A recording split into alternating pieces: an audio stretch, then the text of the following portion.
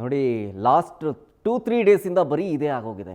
ಈ ಮೈಕ್ರೋ ಫಿನಾನ್ಸ್ಗಳ ಕಾಟ ಎಷ್ಟು ಸಿಕ್ಕಾಪಟ್ಟೆ ಜಾಸ್ತಿ ಆಗಿಬಿಟ್ಟಿದೆ ಅಂತಂದರೆ ಗ್ರಾಮದಲ್ಲಿ ವಾಸ ಮಾಡೋದಕ್ಕಾಗ್ತಾ ಇಲ್ಲ ಮನೇಲಿ.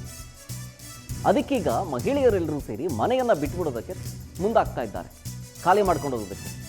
ಅಷ್ಟು ಟಾರ್ಚರ್ ಕೊಡ್ತಾ ಇದ್ದಾರೆ ಸಾಲ ವಸೂಲಿ ಮಾಡೋದಕ್ಕೆ ಅಂತ. ಈ ಗಿರಾಕಿಗಳಿಂದ ಬೇಸತ್ತೋಗಿ ನೂರಾರು ಕುಟುಂಬಗಳು ಇಡೀ ಊರ್ಗೂರೇ ಖಾಲಿ ಮಾಡ್ಕೊಂಡು ಹೋಗಿದೆ.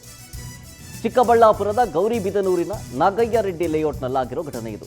ಫೈನಾನ್ಸ್ ಭಯಕ್ಕೆ ರಾತ್ರೋರಾತ್ರಿ ಮನೆ ಬಿಡೋ ಆತಂಕದಲ್ಲಿ ಜನ. ಒಂದೊಂದು ಮನೆಗೆ ಏನಿಲ್ಲ ಅಂತಂದ್ರೂ 4 ರಿಂದ 5 ಲಕ್ಷ ರೂಪಾಯಿ ಸಾಲ ನೀಡಿ ವಸೂಲಿ ಮಾಡೋದಕ್ಕೆ ಮುಂದಾಗಿರೋದು.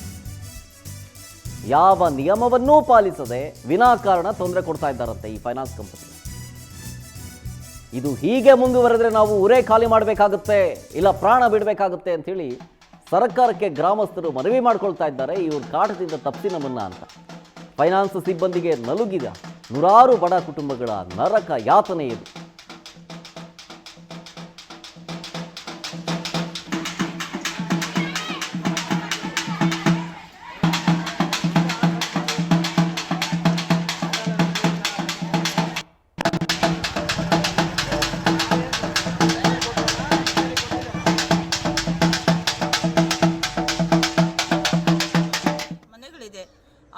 ಹಾಕಿದ್ದು ಈ ನಾಗಯ್ಯ ರೆಡ್ಡಿ ಬಡಾವಣೆಯಲ್ಲಿ 1,000 ಮನೆಗಳಿದೆ.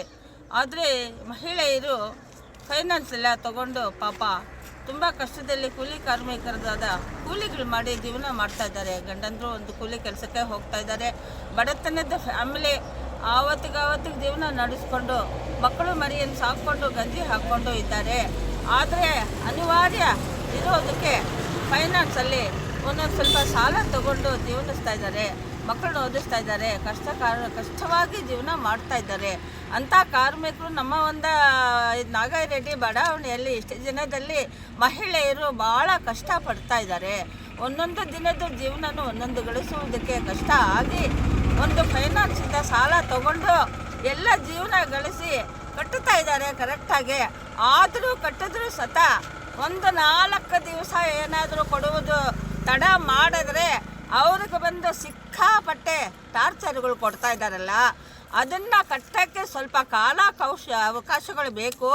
ಇದರ ಒಮ್ಮೆ ನಾವು ಈ ಥರ ಇರೋ ಡೀಟೇಲ್ಸ್ ಕೊಡ್ತಾರೆ ನಮ್ಮ ಪ್ರತಿನಿಧಿ ಮಲ್ಲಪ್ಪ ಫೋನ್ ಸಂಪರ್ಕದಲ್ಲಿ. ಮಲ್ಲಪ್ಪ, ಈಗ ಇಡೀ ರಾಜ್ಯದ ಹಲವು ಕಡೆಗಳಲ್ಲಿ ಇದೇ ರೀತಿಯಾದಂತಹ ಕಿರುಕುಳಗಳು ಫೈನಾನ್ಸ್ ಕಂಪನಿಗಿಂದ ಆಗ್ತಾ ಇದೆ.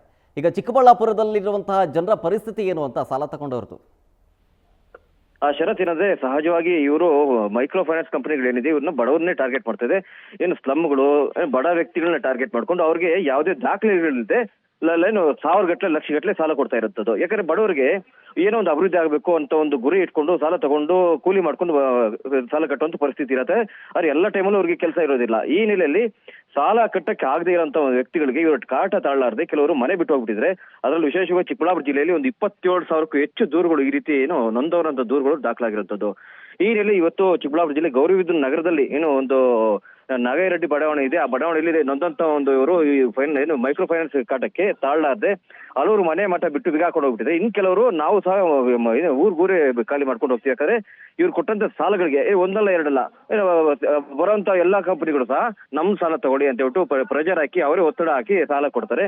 ತದನಂತರ ಅವರು ಬಡ್ಡಿ ಮತ್ತೆ ಅವನು ಒಂದು ಕಾಟ ಯಾವ ರೀತಿ ಇರುತ್ತಂದ್ರೆ ಮನೆ ಬಳಿ ಬಂದು ಅವ್ಯಾಚ ಶಬ್ದಗಳು ನಿಂದೆ ಮಾಡುತ್ತದ್ದು, ಎಲ್ಲಂದ್ರಲ್ಲಿ ಸಾಲ ಕೇಳುವಂಥದ್ದು, ಇವರಿಗೆ ಮಾನ ಮರ್ಯಾದೆ ತೆಗೆಯುವಂತ ಕೆಲಸ ನಡೀತಾ ಇದೆ. ಈ ನೆಲೆಯಲ್ಲಿ ನಾವು ಮನೆ ಮಠ ಬಿಟ್ಟು ಹೋಗ್ತೀವಿ ಅನ್ನೋ ಒಂದು ಎಚ್ಚರಿಕೆ ಸಹ ಒಂದು ಪ್ರತಿಭಟನೆ ಹೇಳಿದ್ದಾರೆ ಅಂತ ಹೇಳ್ಬೋದು.